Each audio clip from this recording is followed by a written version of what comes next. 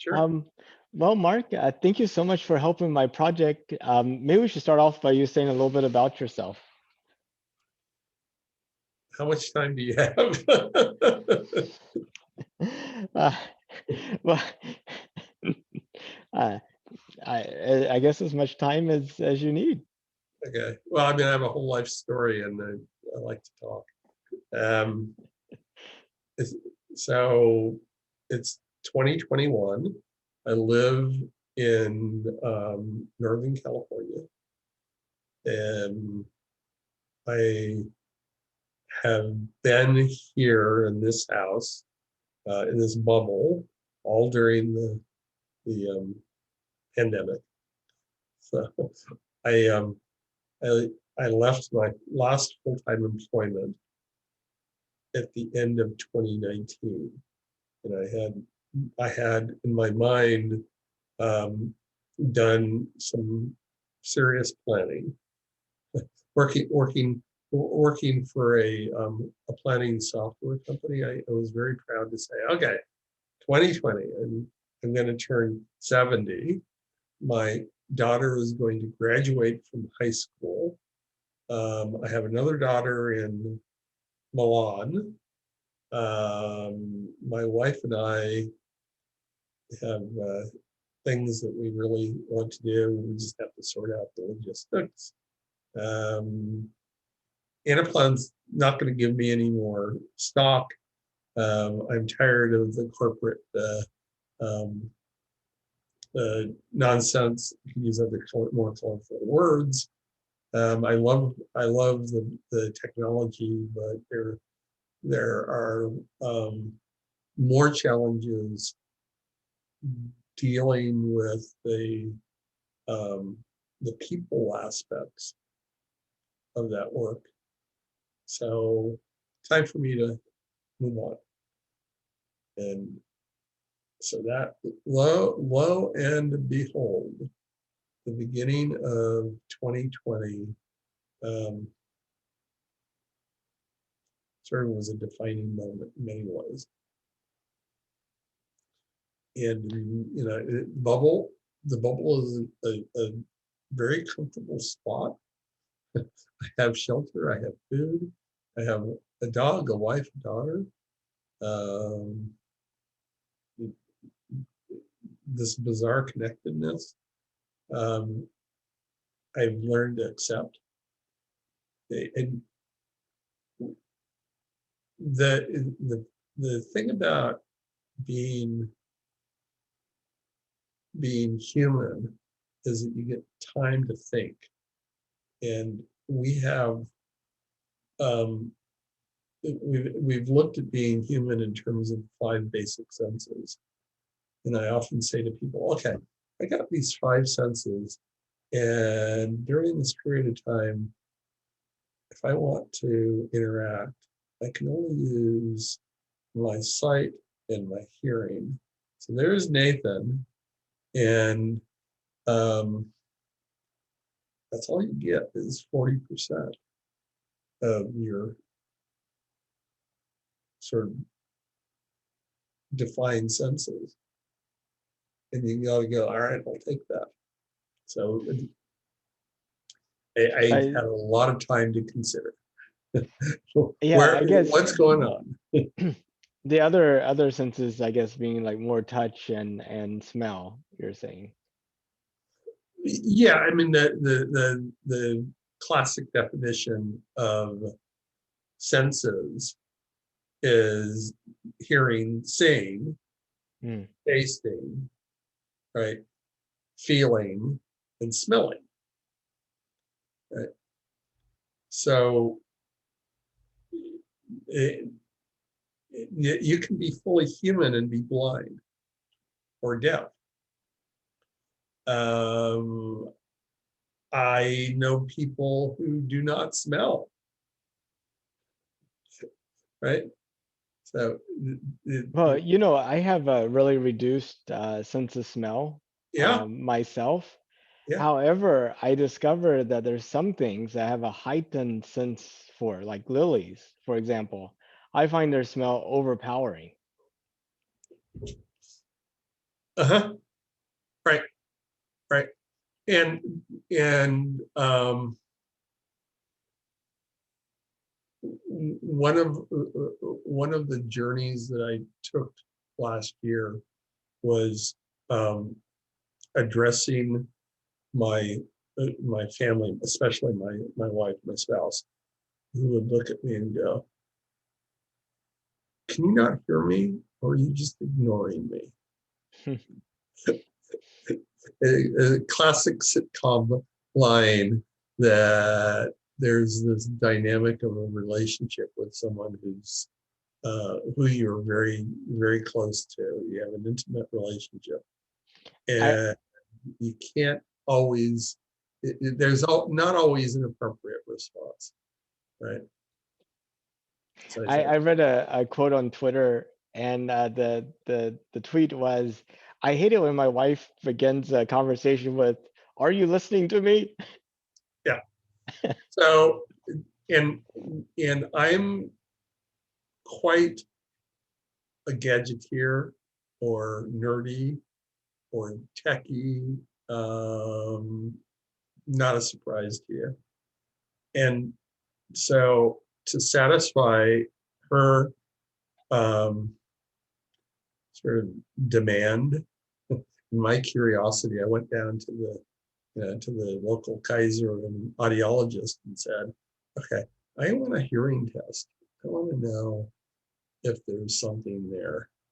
And um, at my age, the hearing loss at certain frequencies and the whole method of testing for hearing is it's really simple in some ways. It's the volume that you have to have, the decibels, and the frequency. So understanding volume and frequency gives you some insight into sound, into sort of the basics of hearing.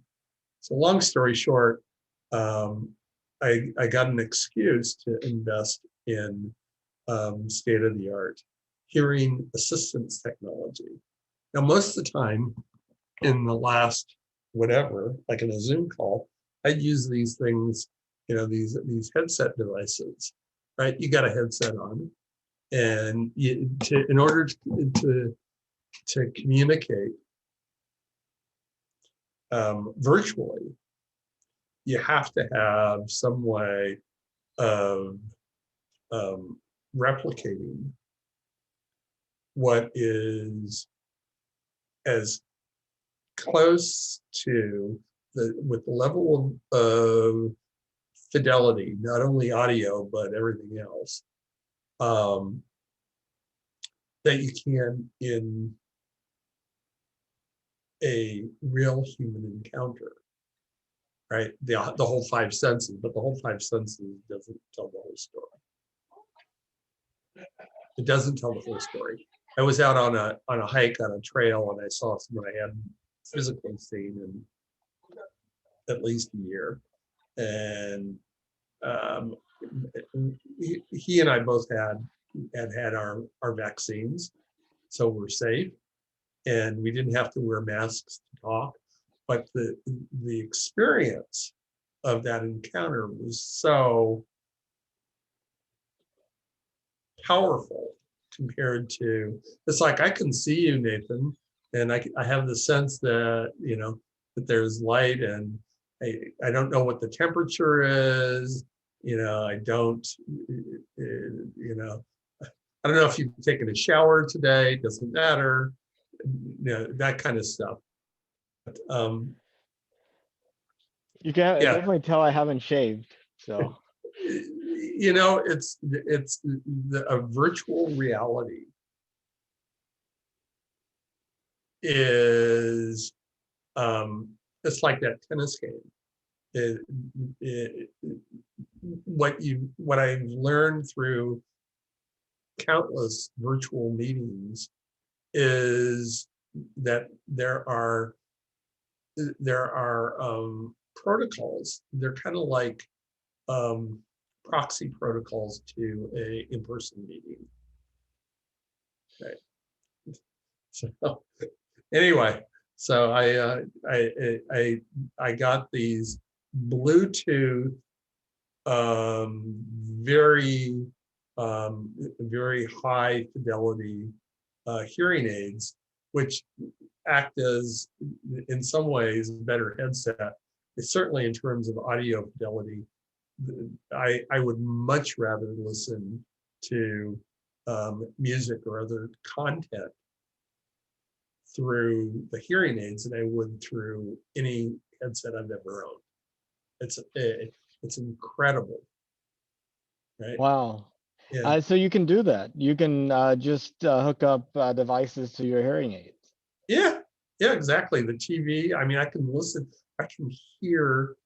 I can hear TV fidelity better than through the speakers. I don't go there with the wife and the daughter because you know they they don't appreciate that.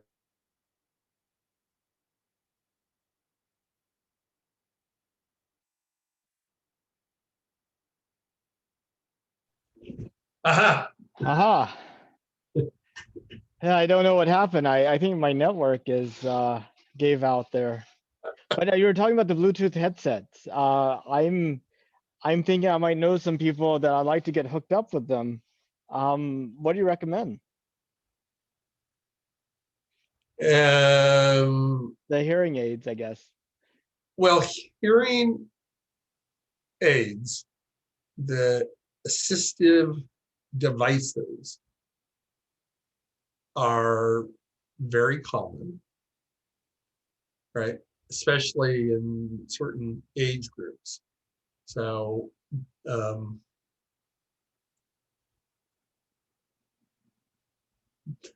and there's a there's a adoption curve. So how much you use it, how comfortable you are using it. When I have a sibling who says, "Yeah, I don't get a lot of things in meetings." When she used to go to in-person meetings, it's like the you get to know the routine where you go, huh? Or you don't say, huh? You just, it's like you're not getting. You're. I suspect, other than the internet connection, you hear everything that I'm saying to you, right? And Absolutely. there's no challenge of comprehension of at least you hear the sounds, you hear the words. You may not understand all of the nuances of it, right? That's the nature of communication. But at least you know that you're getting the sounds. Well, I mean, you talk about now that we're on Zoom, we're only having 40% of our senses. So, um, but there's been a little bit of research in terms of transmitting smell, having something to actually pick up smell and synthesize it, Digitized smell. digitize smell. Yeah. That'd be great for a cooking show. That's the first Only if thing. you got it right. Only if you got it right. Um, yeah. Okay. So, um, are you at a point with my sort of who I am, and can I offer you something else? Sure, please, please. Okay.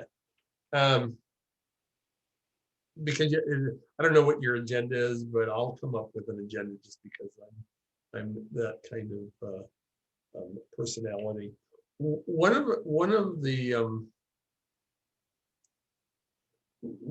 the things that I find to be like an anchor or a foundation is I find uh, poetry, prose. It's kind of like in a religious context, certain prayers, right? And it's like people.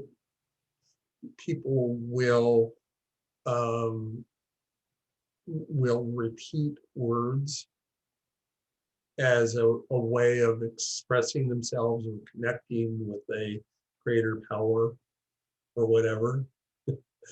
So anyway, I have this poem that is from the 15th century, and someone introduced me to it, and it's kind of become my anchor. And it's the poet is usually called Rumi. Have you ever heard of Rumi? Mm-mm. So it's very much consistent with what we're talking about. The title of the poem comes from its first line. This being human is a guest house. Okay, this being human is a guest house. Every morning a new arrival, a joy, a depression, a meanness. Some momentary awareness comes as an unexpected visitor. Welcome and entertain them all, even if they are a crowd of sorrows. Violently sweep your house empty of its furniture. Still treat each guest honorably. He may be cleaning you out for some new delight. The dark thought, the shame, the malice, meet them all at the door laughing and invite them in. Be grateful for whatever comes, because each has been sent as a guide from beyond. And when I think of you and your project and your guests at your house or whatever you call them, and being human, this Rumi poem just sort of resonates for me, because we've all been residents of abodes that are not our own. We've been guests, but being human, to recognize, accept the feelings of people arriving in your head. I suspect there are people who arrive every morning in your head, that you have some challenge to be comfortable dealing with them. Absolutely. Yeah, no, it's definitely I kind of was imagining the point being about how each day we're a different person was how I initially thought the point was going to go. Well, yes, and on many levels, absolutely correct. You have a child who today is probably as tall as you, A is strong. taller. No, I'm the short one in the family. I'm the runt of my children, apparently. Right. Okay. When the baby was born, that being was this little tiny thing that you held in your arms. It's not the same physical being. Yeah, And that's no doubt about that. biologically, physiologically, you can look at the uh, the known scientific facts that every cell in your physical manifestation, your body, is replaced, is changed. There isn't anything about you that is the same as you were when I first met you.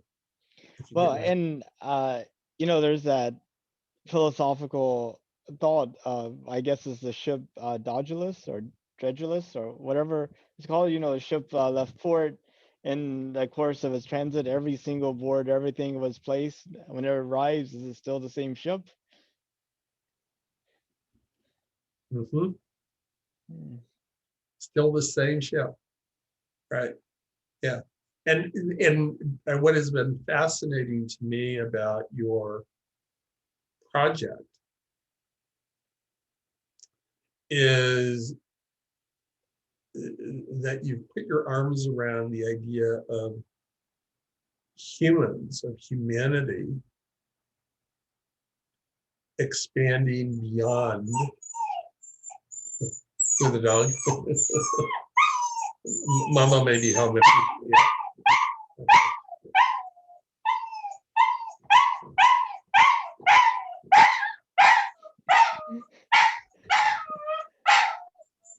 Okay. Okay. Next. Say hi to Nathan. Don't bark because Mama will be here soon. Can you say hi to Nathan? Hello. It's You like, I speak don't know dog? what's going on.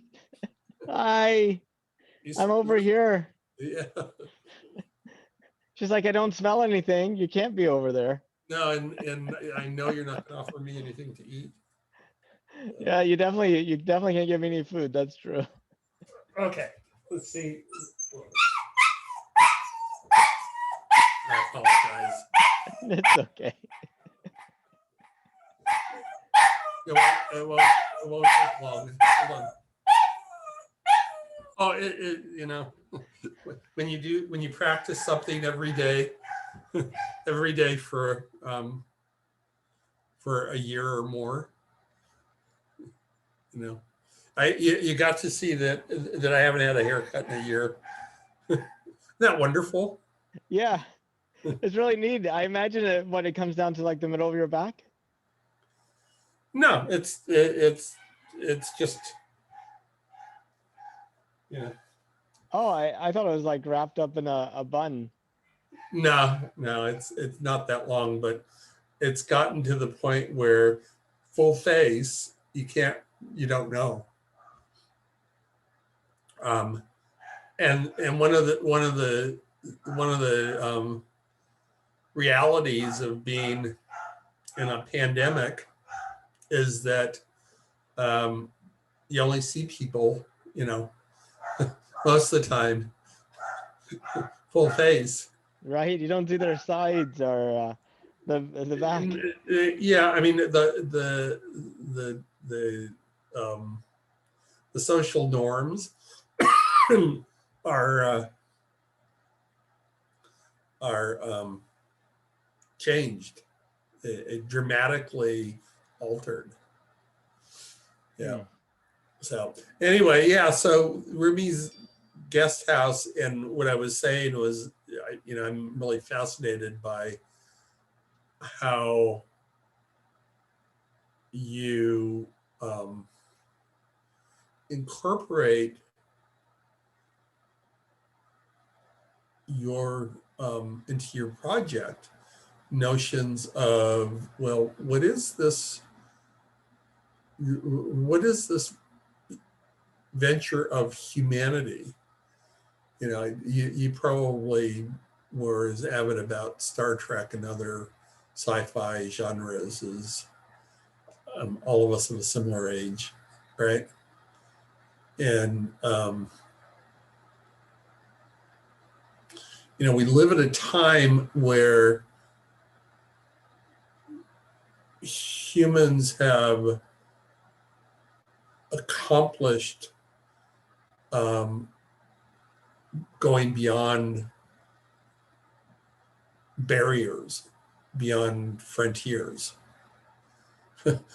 just as just as much as Columbus, right? This guy, do you remember this Italian this Italian, French guy, Spanish guy. I don't even remember which rich family he went to, and he said, "I'm going to go off and explore the new world." Yeah, I mean, he Sir had to go get a Francis Drake, Magellan, right? yeah. And then also you got even more recently, like the Royal Trans-Antarctic um, expedition, which was to the ship got caught in ice and ended up they didn't ended up making the journey successful, but everybody survived. I'm trying to Ernest Shackleton. Uh, Right. So we have this urge to to explore the boundaries. we do sometimes. There's other boundaries that I mean it seems very hit and miss. And I think it's also something that requires a little cultivation as well. Are you in a society of explorers and discoverers? Or are you in a society where everybody's kind of kept in their lane? Um,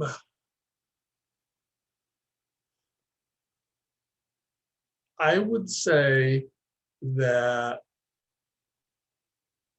I would be comfortable attributing to me a passion for seeking, right? Seeking understanding, seeking knowledge, um, exchange of ideas. I would not be at all adverse to physically experiencing something new. That hasn't been possible in the last whatever, but um, I don't know if I said, "Hey, I used to delight in my skills as a road warrior," would that qualify? It could. Or or some of the most powerful experiences, the most memorable things that I've done are climbing to the summits of mountaintops, especially in the western United States, the Sierra Mountains. Got that. I'd go up on my own, climb, and I remember people saying, "Why do you need to do that?" Right. So it's that. Um, it's it's the exhilaration of something so new that profoundly changes your sense of the path of your life,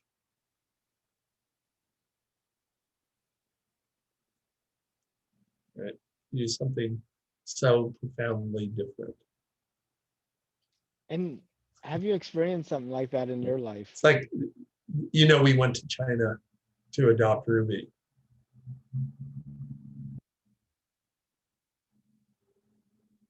Say it again. You're frozen, by the way. Oh, yeah. Your your So vid, your video is frozen.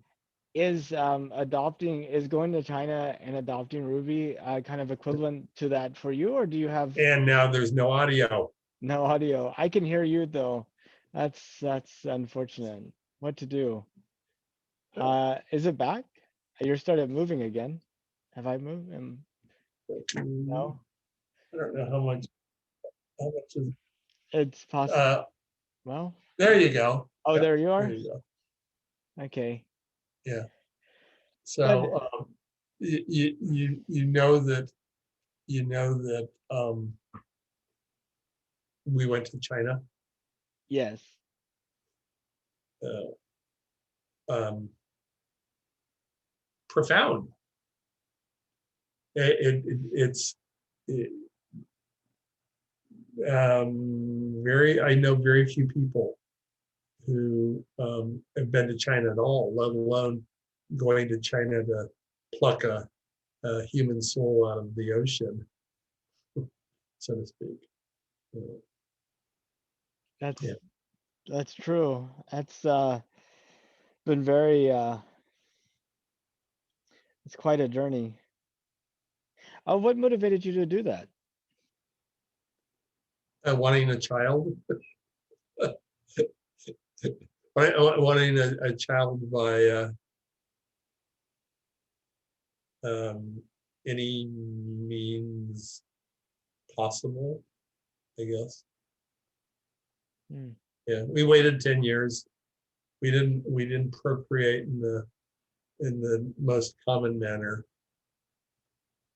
And so you take plunges. You make what you think are well contemplated, well constructed plans. It's an absolute fabulous irony that you and I met through this new patented technology that enables um, effective planning. Yeah, in fact, you're the first person from that company I ever met doing the training here in Houston Right, back in 2013. I think it was something like maybe April or May of 2013. right, right. Yeah. So there are, oh man, we can talk all day. There are characteristics of ancient wisdom traditions that examine, articulate, contemplate the interaction of dimensional structures, okay?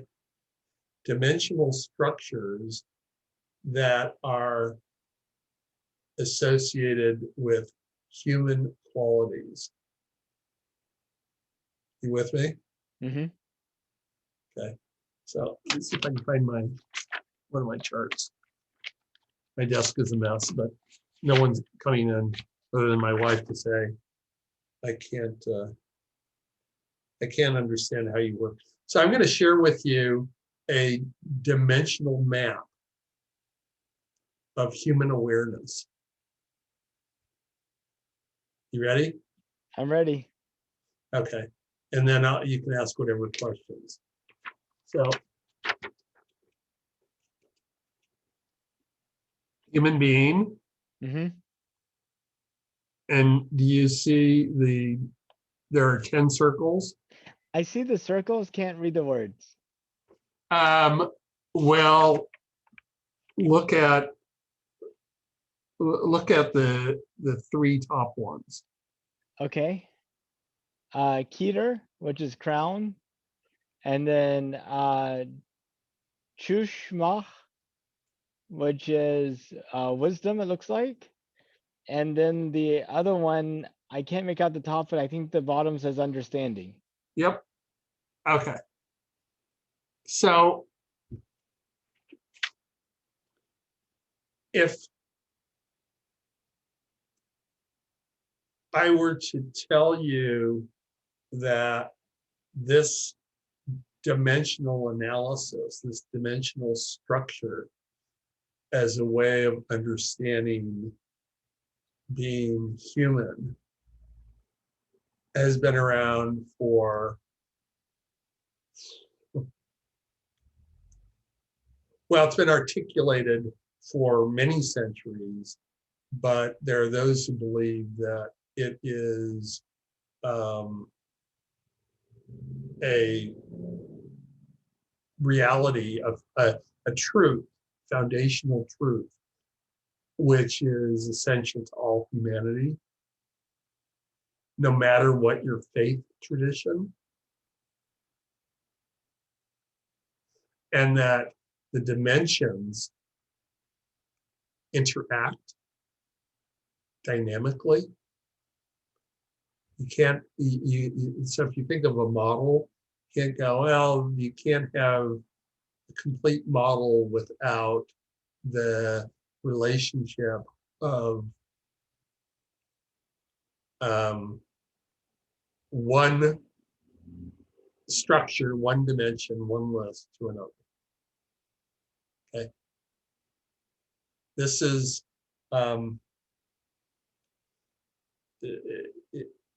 there's something, these 10 things, these dimensions or emanations of humanity, obviously were way before anything about a hyperblock calculation engine was ever conceived. And they do very different things, but conceptually they're very related. Yeah, I mean, everything is connected to everything else. I think is pretty much true. You know, you push on one part and stuff pops out over there. Well, and your ability to apply your consciousness, your analytic powers, your powers of perception,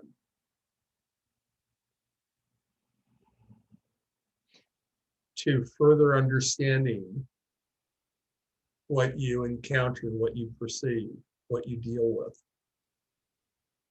is a huge fascination and hugely powerful and useful. Now, Mark, you've been somewhat isolated, or at least not isolated, but geographically contained inside of your house for maybe the past year. But Yep. you've gone outside a few times, right?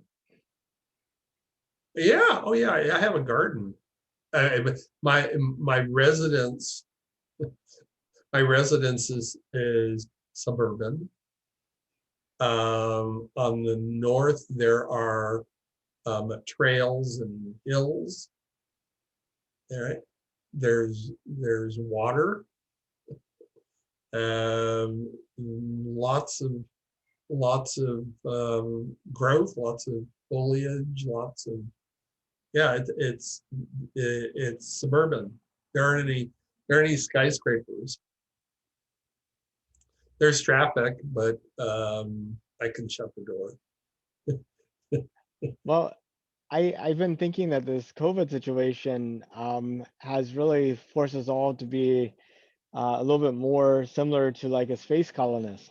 You know, somebody that lives on the moon is like contained inside of this human-made environment, and they can never go out of it except in a little portable human-made contain environment. Well, yes, the bubble. Um, but even today, if I were to go walk the dog, I would put on the mask. Hmm. If I were to go to Costco, I'd put on the mask. I'm required. It's yeah, and the willingness, the ability to adapt to that external requirement, right, is a huge paradigm shift. It never would have occurred to me that I would have lived this entire period with this with this shelter in place restriction. Yeah, when my daughter in Italy says, "Yeah, we're in lockdown," and she's in Italy pretty much on her own as far as family goes, right? And the three of us and the dog are, we've gotten into this routine of, wow, um, we eat all of our meals together, and we negotiate what the entertainment is, and we um, there's a mutual dependency, right? The mutuality of it'd be really great if you'd go down to the grocery store at the bottom of the street and you know get a quart of milk or a bag of lettuce, or in Ruby's case, some ice cream sandwiches, or for me a bottle of Chardonnay, whatever. It's like, okay, you know, I'll especially at the beginning of the pandemic, um, going going out, you couldn't just walk into Safeway or Costco. You had to line up. They would only let you in, and everything that got brought back into the house had to be disinfected, sprayed with Lysol, and washed. And it was, what do you do to protect yourself actively? It wasn't passive. So that awareness was just profound. Do you think all those measures in retrospect still seem appropriate?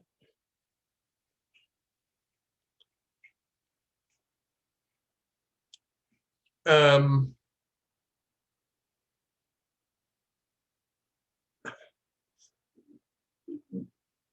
Identifying the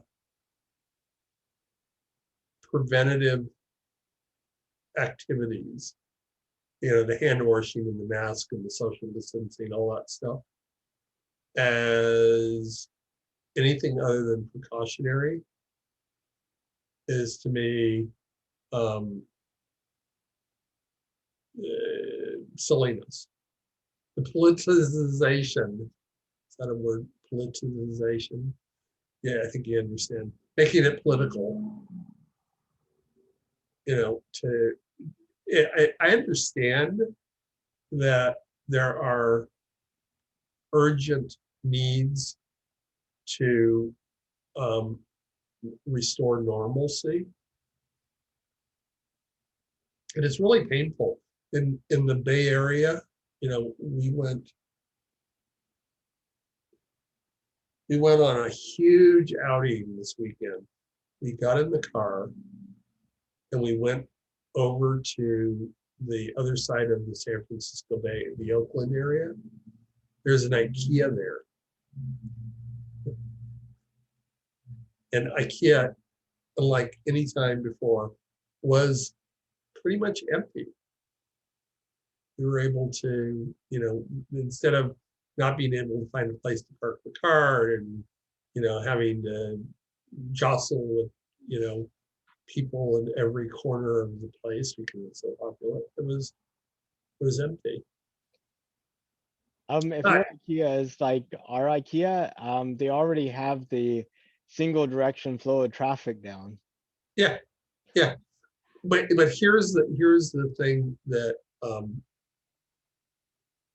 is so striking, so heartbreaking, so stark of a reality. We were able to get in the car, drive to IKEA Park, get out, buy some, I don't even remember what the main purpose of the trip was, but one of us other than me had to have something. But along the highways, the freeways in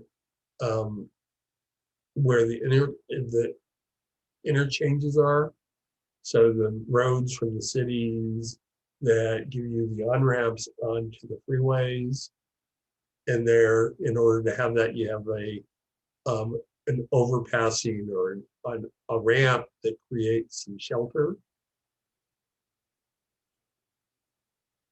The number of human encampments, the plethora of obvious signs of people sleeping, of habitating under these road structures was pretty overwhelming. That those who can afford shelter and food and sanitation. I mean, look around. I've got electricity and walls and the roof, and I needed a heater and running water and a refrigeration unit with fresh food, whatever I want. I have the means. But it was dramatic, painfully dramatic to see just the very crude, broad vestiges, evidence of people whose only place to live, only place of habitation was under a freeway on-ramp. These tents and these plastic coverings, and just make do with whatever you can scrape together. To me, I can only relate to it in a bad dream. That somehow I ended up walking out in public with maybe a blanket, and I may have a pair of shoes, but I don't have a lot of clothing. I don't have any fancy possessions. Certainly not a computer monitor, and not a couch or a chair or a stove or a shower. And I'm out there alone. Well,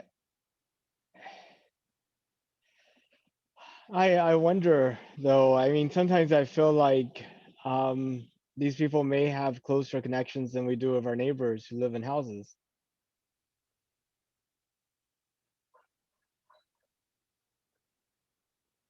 Well, here's the profound question, and I'd be delighted to go deep and further with you on this. All humanity is connected. You could get permission from some power that be in Anaplan and say, you know what? There's this guy Shmaria who was an early on Anaplan, whatever. He's become a guru, an Anaplan guru, and he wants to talk about connected planning on a human scale. We are all connected, right? In fact, there are so many ways to analyze this. But understanding that connectedness and how to improve, how to address the needs of those that just barely have enough or may not have enough to eat, a comfortable place to sleep, a way of communicating. I mean, how are we connected? How do we need to be connected? Okay. What are the foundational elements of a human civilization, human society? Heavy. Sorry, that sounds like a downer to me. But I mean, I guess it goes into one of the areas I like to explore is that, talking about those rich Europeans that took voyages around the world. You could look at the guy that kind of started it, that's credited started the beginning of it, Christopher Columbus. That was like 500 years ago, and you could look at what all has happened since then to now. Not saying that his voyage to the New World led to the Industrial Revolution or anything like that, um, but it's an interesting time frame that I think people can kind of just barely grasp. And if you look ahead 500 years, I wonder in your mind where humanity ends up in 500 years. Have we learned to be a society where everybody's taken care of and they're effective members of the group? Have we limited freedom? Have we expanded beyond the earth? Have we reduced our numbers just to come into some type of harmony with the earth? Like, what do you think? Well, a very cursory examination of the trajectory of humanity, of human history, easily gets to the conclusion that it's been a rocky road. There are for sure accomplishments that are um, the highest human value and consequence. And the part that I would address is why. Why is that so important to humanity? Where does that come from? Along the way, um, terrible catastrophes, awful things have happened. Who knows if they were avoidable or not? But the awareness, that's I think that we're living in a time where we're challenged to just contemplate, just think about the consequences of what you're doing and to act with the best intentions, the best standards. There's no predefined, predetermined outcome. I don't believe that. But I do believe that we're endowed with these. If you look at my map again, my human map, go check out call them the 10. Um, I don't know how good your memory is. It's Sephiroth. So 10, the 10 mystical characteristics of humanity. This is a this is a Judeo-Christian version of it. But if you talk to other faith cultures, Zen, Hindu, whatever, there's something's very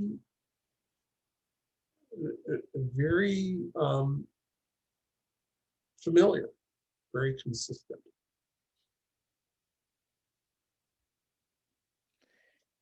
Uh, I'll have to check it out. Okay. Well, Mark, you talked about having those big events that kind of just change the course of a human's life. And, I think we talked a little bit about how you have events that change the course of society's life. And I was wondering, um, you know, NASA's planning to send people back to the moon in 2024, and just the first settlement that we have of humans living off of the Earth. I was wondering if you see that as just kind of being a footnote, or actually being one of those big events that fundamentally begin to change our perceptions, the scope of our reality and existence, the nature of how we relate to each other, and all those things. I mean, what's your thoughts?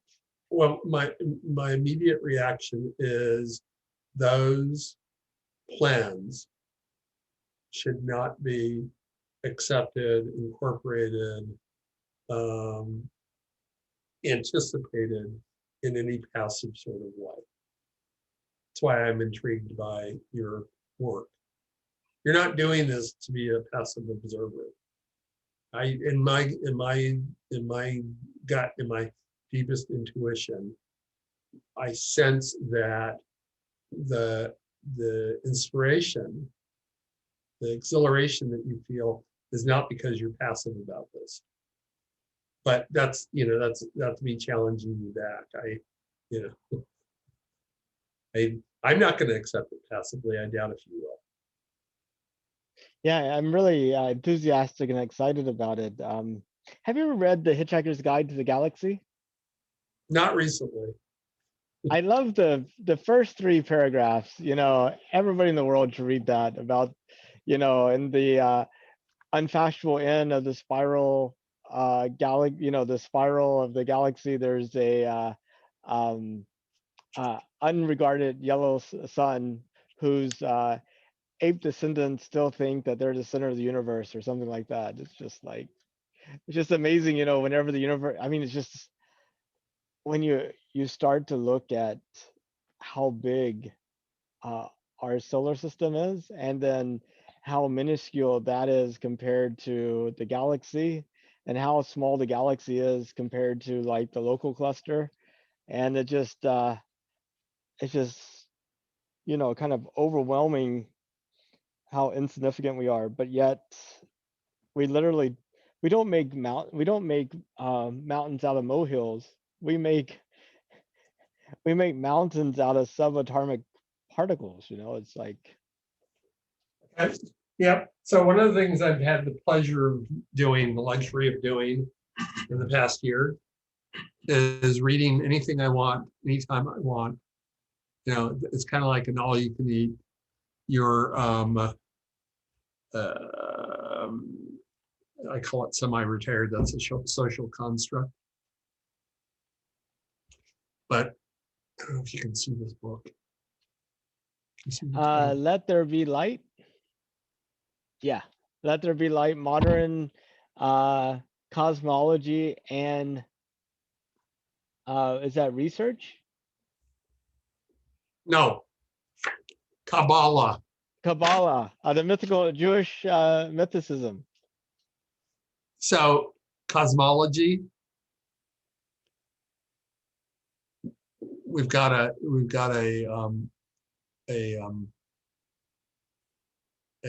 shared common basis for understanding the universe, or at least the start.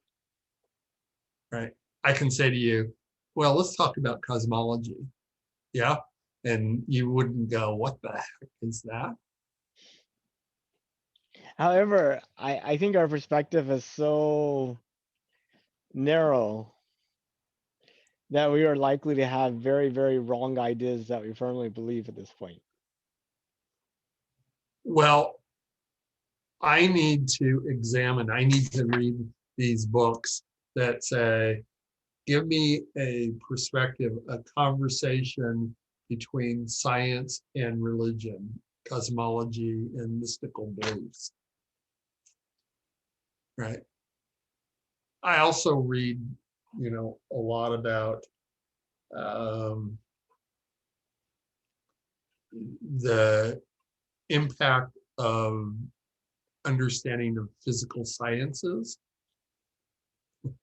on humanity. It wasn't that long ago that this guy came up with theories of gravity. Yeah, Newton. But the thing is, our scientific and technical disciplines have become so specialized with their own language, own concepts, and various forces kind of allow for them to stay isolated. I mean, in some ways, people relate to technology and science in the same way they would relate to, say, religious teachings. Like, it's something that they just have to accept because it's something that they're being told without the actual exercising of the mind. Yeah, I'm sitting here shaking my head, thinking of my mother who was a librarian. She's not around, hasn't been around for almost 20 years.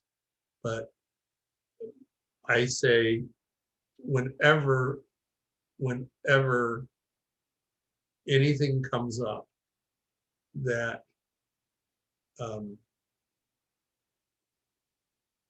anybody I know is curious about, I say, Google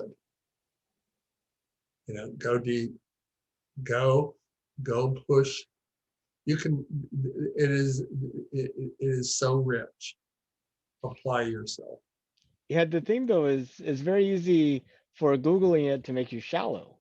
All right, because you're like, think of a question, type it in, read the first response, and you have a answer, and you got it through Google, so it's credible.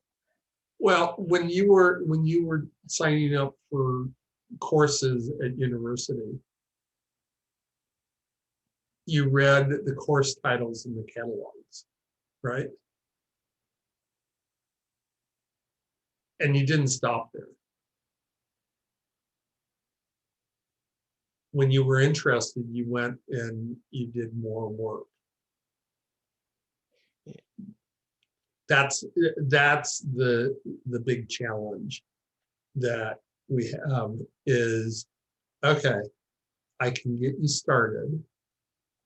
I can say to anybody, let's do a dimensional analysis of human characteristics, right? And smart guy like you will go, oh, dimensional structures, metadata. I know that cold. They've never ever applied it to human characteristics, you know. And if I say, Nathan, your consciousness, your brain function has to do with this remarkable being, including the brain, the mind. And there's this thing called neuroplasticity. And neuroplasticity is real.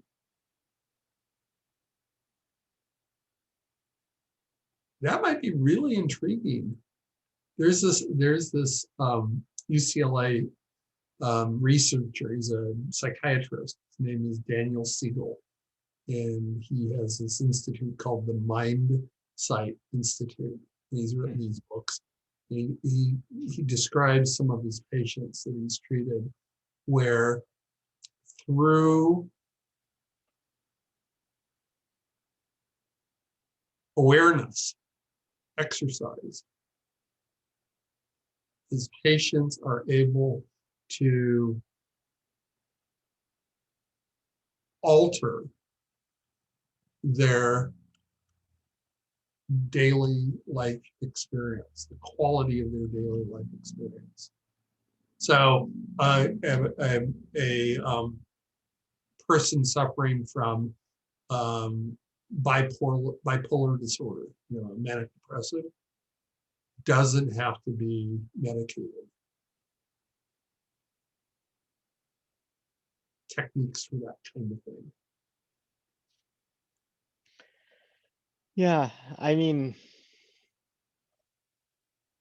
I think we're capable of doing a lot more than we push ourselves to do. Um, I mean, and you talk about the instability of society and the human condition, how it seems for a while we get everything together and then it all falls apart.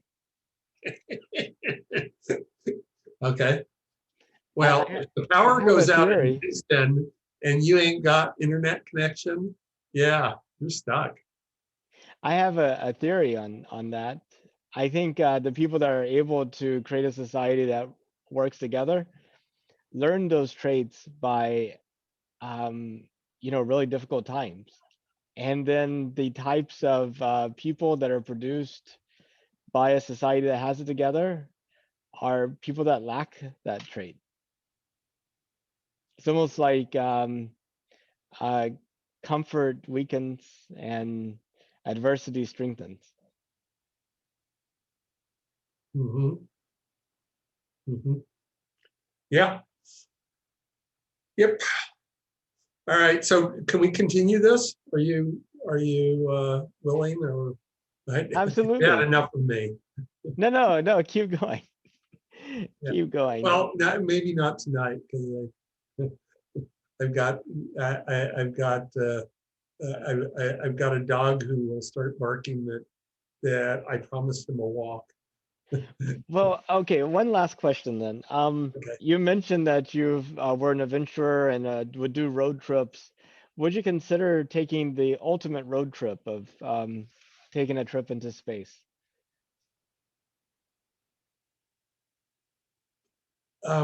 Yes, if it were offered to me,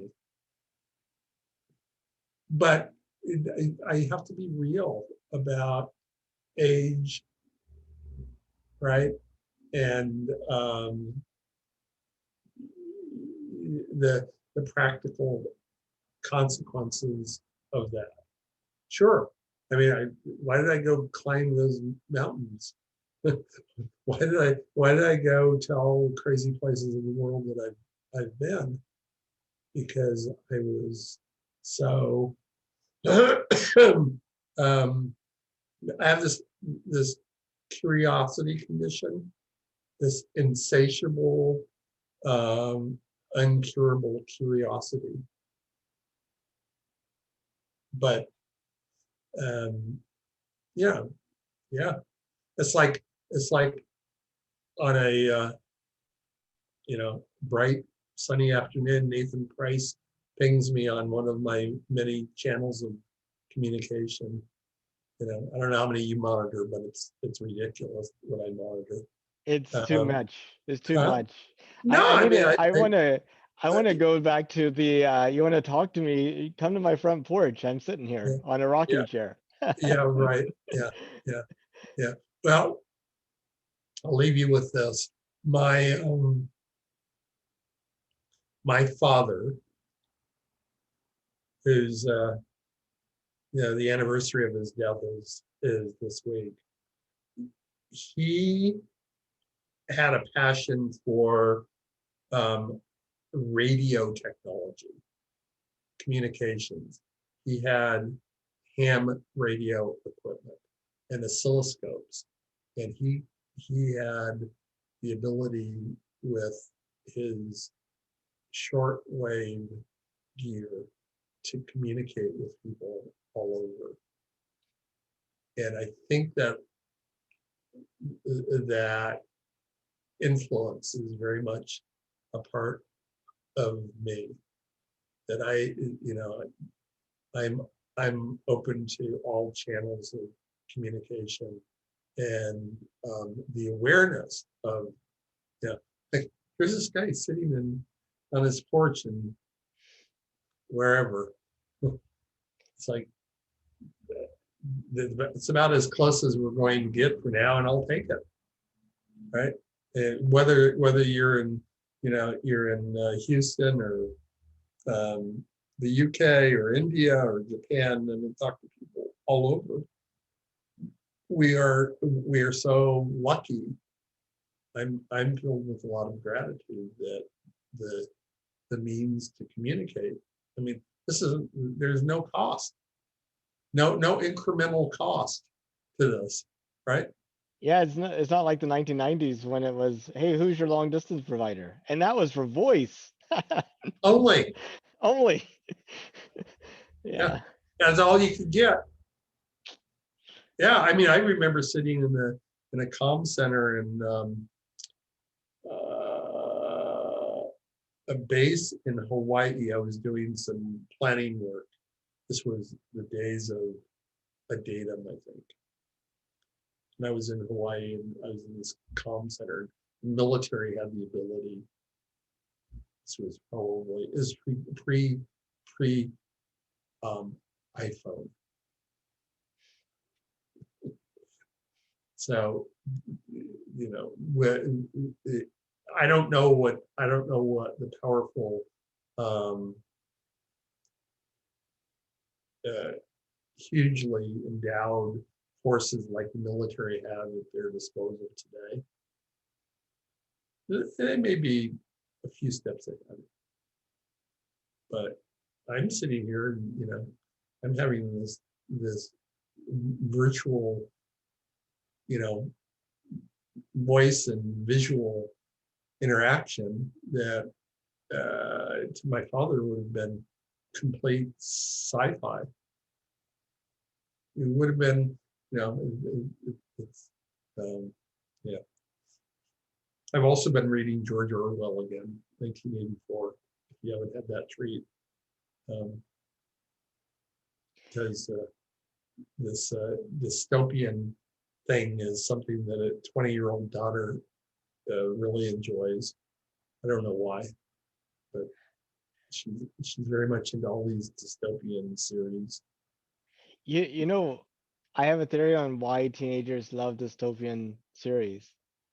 Okay. Because after society falls apart, you get to put it together the way you want it. Whereas you're kind of stuck with what you got as long as it's working. Okay. So give your kids a treat or yourself a treat. We just finished binge watching this series called Outer Banks.